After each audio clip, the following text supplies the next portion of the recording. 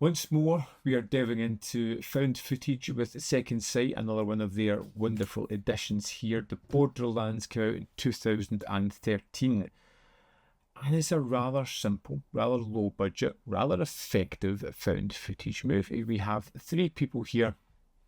We have Vatican investigators. We have Gray, Deacon, and Mark. Gray is a tech specialist who's been brought on for this whatever you call mission, task, exploration of supposed phenomena. He's there with all the equipment to set it up and kind of follow these guys. You have Deacon, who seems to be the kind of man that knows the information. He's not fully indoctrinated, but he seems to go around the world investigating strange occurrences. And we have Mark, who is the priest that kind of leads this exploration. How is the Vatican these days? You should really come and see for yourself once in a while. And this must be our technical specialist. I'm Father Amadon. Oh, mate, Aidan. Call me Mark.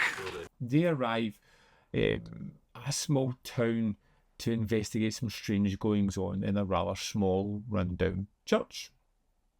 And for the most part, you kind of feel like there's something else going on. They're monitoring everything that they're doing, so they're always wearing head cameras as they kind of just wander around investigating strange noises and things that are going bump in the night.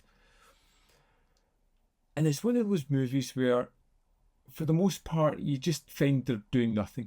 You know, they're just kind of antagonising each other. Sometimes they'll discover a spooky sequence and that'll build the tension and the atmosphere, and the other parts it kind of eases away. But what you're left with is three very interesting characters who really don't mix well together, and it's kind of watching them bounce off each other.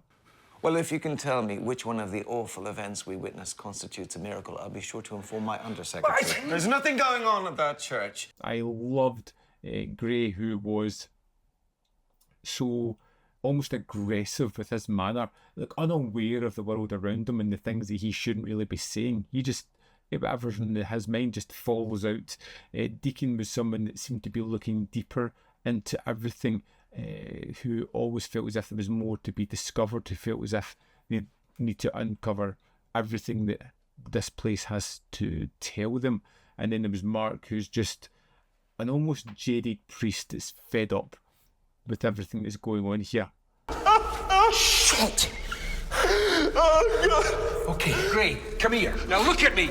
Now you need to calm down.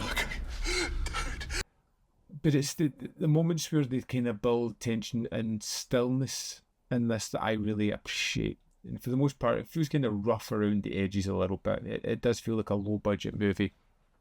But when it gets to these sequences of terror and horror, they know what they're doing. They know how to build that atmosphere and create that kind of feeling of hairs in the back of your neck standing up when you're watching stillness within this church at night, where they kind of play fast and loose with the filmmaking and show you certain things and then move away for a second to go back and create this weird atmosphere that goes on here that slowly builds up. But there is a sense of foreboding dread that's all the way through this.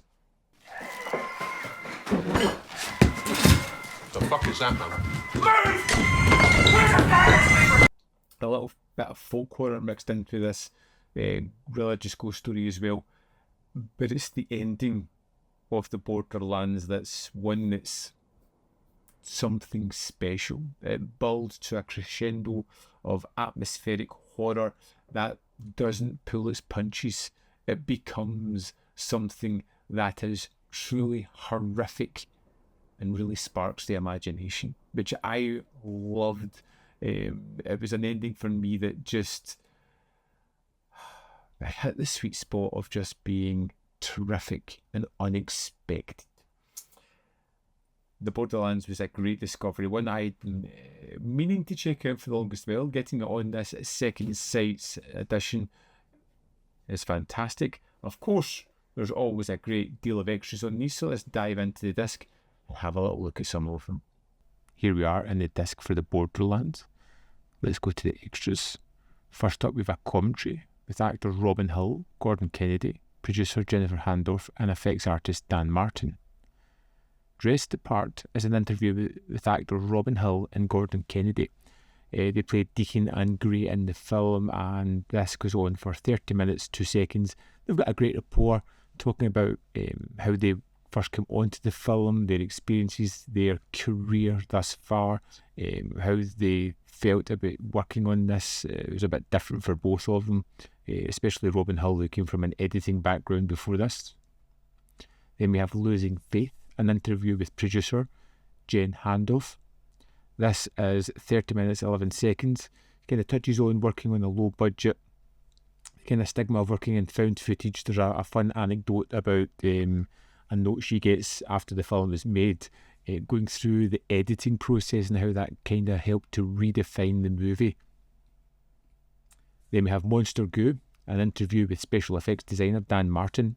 This is 15 minutes, 41 seconds. This is fantastic. It's such a strange oddity because we get a kind of recipe on how to make goo and the practical nature of using that for the first half of this before going into an interview. And it's such just an interesting take.